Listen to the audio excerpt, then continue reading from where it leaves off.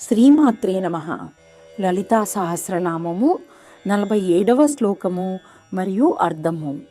నిశ్చింత నిరహంకార నిర్మోహ మోహనాశిని నిర్మమా మమతాహంత్రి నిష్పాపాపాపనాశిని. విశ్వాన్ని పరిపాలించే అపారమైన బాధ్యత ఉన్నప్పటికీ పరాశక్తి అయిన లలితా త్రిపుర సుందరి తన వివిధ మంత్రులకు పనులను అప్పగించి కలవరం మరియు చింతలేనిదై నిర్గుణగా ప్రాపంచిక విషయాలైన ప్రేమ, ద్వేషం, ఆనందం, దుఃఖం వంటివి సృష్టించే మనసు యొక్క ధోరణికి అతీతమైనదిగా, వ్యక్తిగత మరియు పరిమిత చైతన్యం యొక్క లక్షణమైన నేను లేదా నాది అనే భావన లేనిది.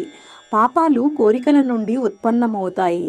ప్రాపంచిక వస్తువులు మరియు అనుబంధాల పట్ల మోహం మరియు ఆకర్షణ బాధలకు దారితీస్తుంది.